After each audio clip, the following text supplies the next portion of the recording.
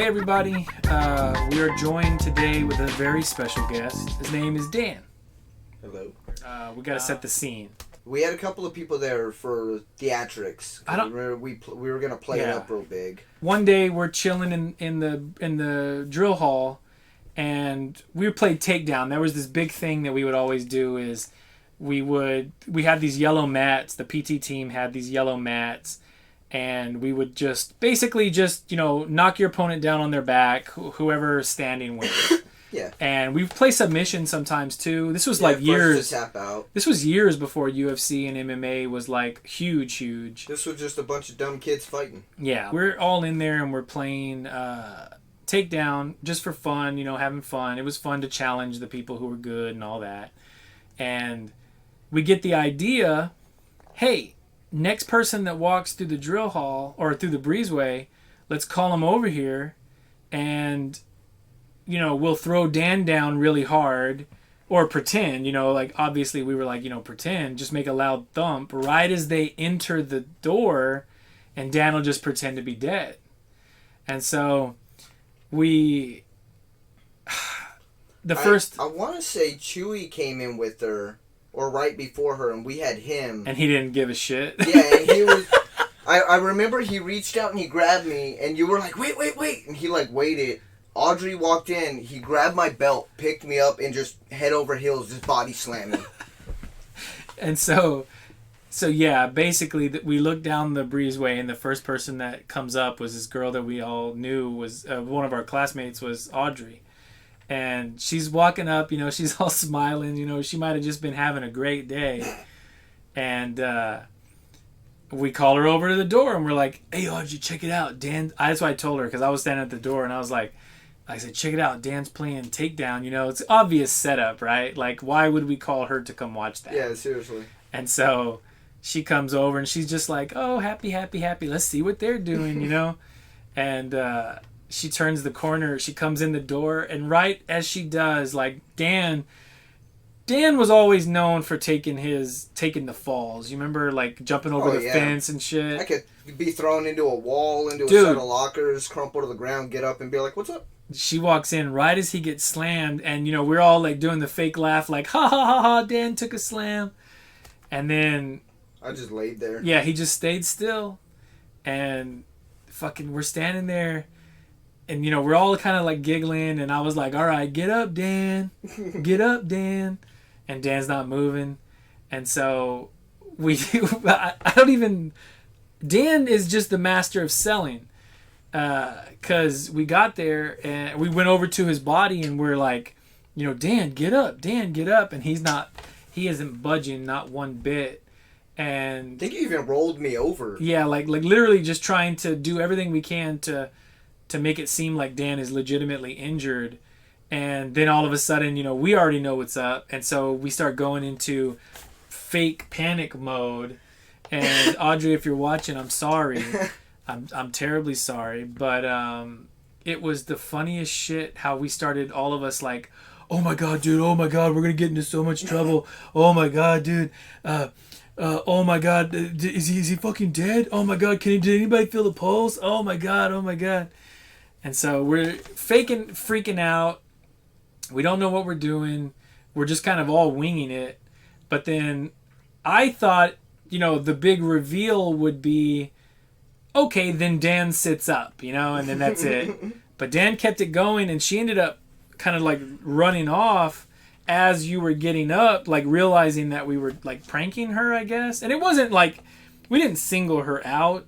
She just was the first person that walked up, and she ran to Commander, the teacher of the unit, I guess, and and she's kind of whining to him, oh, they played a prank on me, and I look at his face and he's laughing, so I know we're not in trouble, and God damn it, and so I go in there and I'm like, Audrey, I'm sorry, dude, come on, man. You got to admit that was funny. That's funny. It was.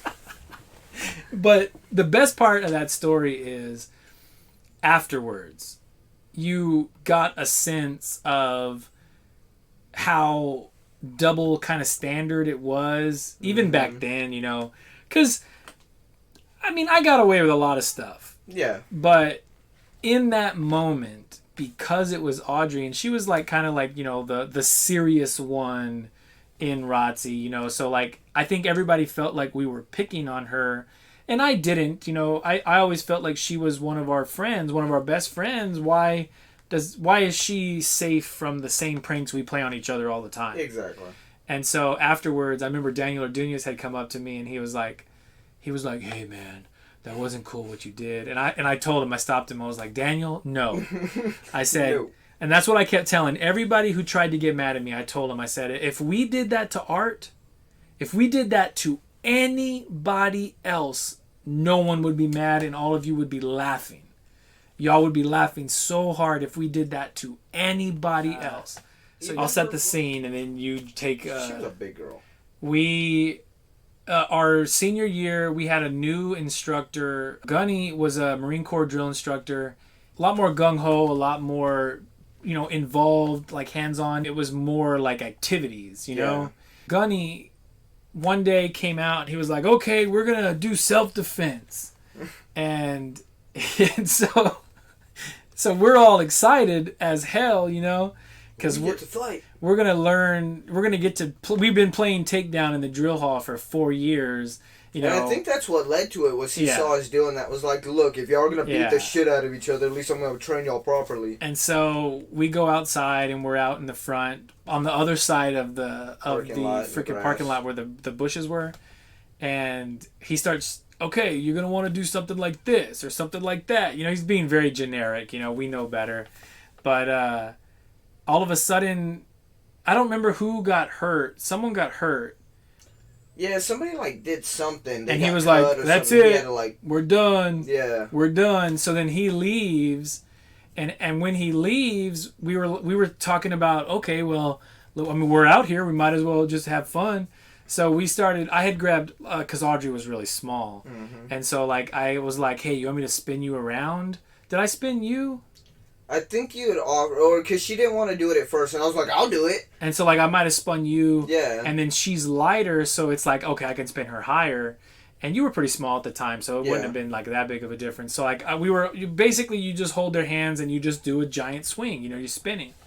And so, I spun Audrey, and then, or I spun Dan, I spun Audrey, and then fucking Kayla. Yeah. Kayla came over and was like, I want to do that. And you were like, I'm too tired for that. And I was like, I got you. And she was my height. Yeah, she was a big girl. Like she was my height, probably my weight, she too. She easily, 50 pounds outweighed me, and at least a foot. And so I'm like, I got you. And her brother's like, all right. So I start, I get a good spin. I lean back into it, and I got her off the ground, I had her spinning. And, I had her full off the ground, and I realized I'm not going to be able to, safely stop this, so I let her go. Just mid-air, let her go. Because it is true that it is hard once you're spinning, all that momentum, it's hard to get them back on their feet if they're not prepared. Yeah, and I was like, there's no way I'm getting this girl back down, so I just, whoop. He just let her go in the concrete parking lot, and she just went flying into the bushes. Like a ninja star, She just went flying into the bushes, and I just remember when she got up and started chasing you. God damn it, dude. Her and her fucking brother. They were so pissed off. Oh my God. And I mean, but if you're being fair, you just threw that bitch. You just threw her into a bush, man. Let's be honest, I didn't make the most rash decisions when it came to decision making, Girlfriend comes and tells me, let's go talk or break up, and I tell her, whatever, I'm busy. Dan, I need to talk to you. What is it? I want some privacy. He goes, you can tell me right here. Well, I don't want to be with you. Okay. Alright, turned around and went back to my fucking story. There's a million little stories. Of course. There's the Canyon Lake debacle, and God. That got us in so much trouble. Tune in next time to find out how we got kicked out of ROTC.